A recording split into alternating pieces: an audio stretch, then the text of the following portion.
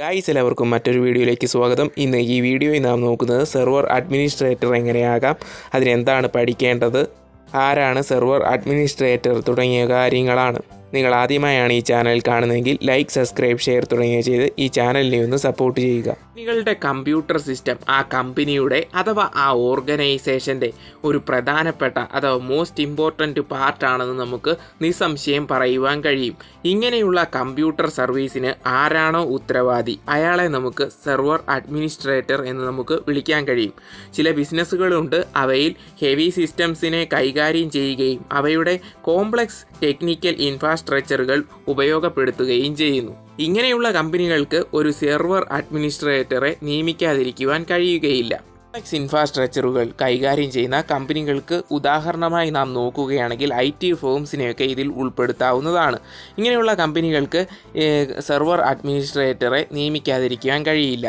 ഇനി സെർവർ അഡ്മിനിസ്ട്രേറ്ററുടെ ജോലി എന്താണെന്ന് സിമ്പിളായി നോക്കുകയാണെങ്കിൽ ഇദ്ദേഹമാണ് എല്ലാ ദിവസവും ഡേറ്റാബേസ് ചെക്ക് ചെയ്യുകയും അവ ശരിയായി പ്രവർത്തിക്കുന്നുണ്ടെന്ന് ഉറപ്പുവരുത്തുകയും ചെയ്യുന്നത്.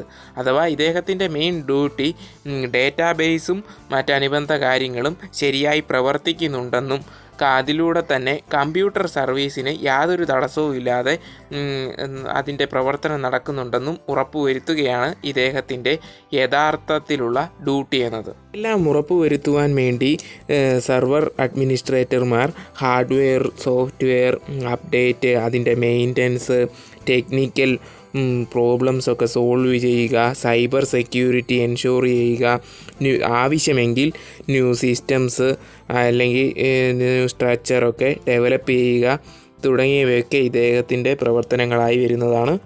സെർവർ ആൻഡ് നെറ്റ്വർക്കൊക്കെ നല്ല രീതിയിൽ സ്മൂത്തായിട്ട് ഫങ്ഷൻ ചെയ്യുന്നുണ്ടെന്നും ഉറപ്പുവരുത്തുന്നതും ഇദ്ദേഹമാണ്. നമ്മൾ ഒരു സെർവർ അഡ്മിനിസ്ട്രേറ്ററുടെ ജോലി എന്താണെന്നും അത് ഏകദേശമൊക്കെ നോക്കി. ഇനി നമുക്ക് അതാകുവാൻ വേണ്ടി എന്താണ് പഠിക്കേണ്ടത്, 10ാം ക്ലാസ്സിന് ശേഷം നിങ്ങൾ എന്താണ് പഠിക്കേണ്ടതെന്ന് നോക്കുകയാണെങ്കിൽ 10ാം ക്ലാസ്സിന് ശേഷം നിങ്ങൾ +2 തിരഞ്ഞെടുക്കേണ്ടതാണ്.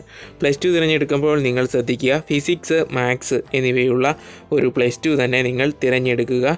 അതിനുശേഷം നിങ്ങൾക്ക് ഡിഗ്രി ചെയ്യേണ്ടതായി വരുന്നുണ്ട്. ഡിഗ്രിക്ക് നിങ്ങൾ കമ്പ്യൂട്ടർ സയൻസോ IT അഥവാ BSc IT എന്ന് പറഞ്ഞുകൊണ്ടുള്ള കോഴ്സ് ലഭ്യമാണ്.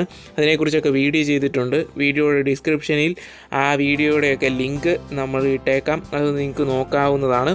പിന്നെ നിങ്ങൾക്ക് ഇതുമായി ബന്ധപ്പെട്ട മറ്റ് മേഖലയിലെ ഡിഗ്രി കോഴ്സുകളും ചെയ്യാവുന്നതാണ്. സെർവറിനും ഓപ്പറേറ്റിംഗ് സിസ്റ്റം എന്നത് യുണീക്കായിരിക്കും. അതിനാൽ തന്നെ ഒരു സെർവർ അഡ്മിനിസ്ട്രേറ്റർ എല്ലാവിധ ഓപ്പറേറ്റിംഗ് സിസ്റ്റത്തിലും ട്രെയിൻഡ് ആയിരിക്കണം.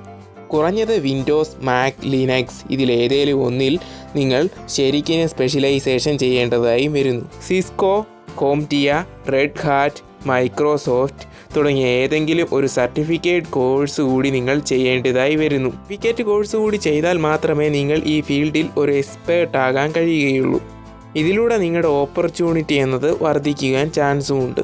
പൈതൺ, ബാഷ് തുടങ്ങിയ ഏത് പ്രോഗ്രാമിംഗ് ലാംഗ്വേജുകളിൽ സ്ക്രിപ്റ്റിങ്ങും നിങ്ങൾക്ക് അറിയേണ്ടതായി വരുന്നുണ്ട്. കൂടാതെ നിങ്ങൾ ഒരു കാര്യം ഓർത്തിരിക്കുക, സെർവർ അഡ്മിനിസ്ട്രേറ്റർ എന്നത് സ്കില്ലിൻ്റെ അടിസ്ഥാനത്തിലാണ് നിങ്ങൾക്ക് നിയമനമൊക്കെ ലഭിക്കുക. അതുകൊണ്ട് തന്നെ നിങ്ങൾക്ക് ധാരാളം ഓഫ്ലൈൻ, ഓൺലൈൻ ക്ലാസ്സുകളൊക്കെ ലഭിക്കുന്നതാണ്. സർട്ടിഫിക്കറ്റ് കോഴ്സുകൾ പിന്നെ നിങ്ങൾക്ക് ചെയ്യേണ്ടതായി വരാവുന്നതാണ്, നിങ്ങൾക്ക് ചെയ്യാൻ കഴിയുന്നതുമാണ്. അങ്ങനെ നിങ്ങളുടെ സ്കില്ല് വർദ്ധിപ്പിച്ച് കഴിയുമ്പോൾ നിങ്ങൾക്ക് തൊഴിൽ ലഭിക്കുവാനുള്ള സാധ്യതകൾ വർദ്ധിക്കും. അങ്ങനെ നിങ്ങൾക്ക് ഈ മേഖലയിലെ തൊഴിൽ വേഗം നേടിയെടുക്കുവാൻ കഴിയുന്നതാണ്. നിങ്ങൾക്ക് ജോലി ലഭിച്ചാൽ കൂടിയും നിങ്ങൾ ഇത് കൂട്ടുള്ള സ്കില്ല് വർദ്ധിപ്പിക്കുന്ന കോഴ്സുകളൊക്കെ ചെയ്യേണ്ടതായി വരും. കാരണം പുതിയ ഇതായിട്ട് വരുമ്പോഴേക്ക്, പുതിയ ടെക്നോളജികളൊക്കെ വരുമ്പോഴും പുതിയ ഇത് കോമ്പറ്റീഷൻ ഫീൽഡുള്ള ഒരു കരിയറാണ്. അതുകൊണ്ട് തന്നെ നിങ്ങൾക്ക് എപ്പോഴും നിങ്ങൾ അപ്ഡേറ്റ് ആയിട്ടിരിക്കേണ്ടതായി വരുന്നത് എന്നത് ഇതിൻ്റെ യഥാർത്ഥത്തിലൊരു വസ്തുത തന്നെയാണ്. ഈ വീഡിയോ നിങ്ങൾക്ക് ഉപകാരപ്രദമായെന്ന് വിചാരിക്കുന്നു. ഉപകാരപ്രദമായ ലൈക്ക്, സബ്സ്ക്രൈബ്, ഷെയർ തുടങ്ങിയവ ചെയ്ത് ഈ ചാനലിനെ ഒന്ന് സപ്പോർട്ട് ചെയ്യുക.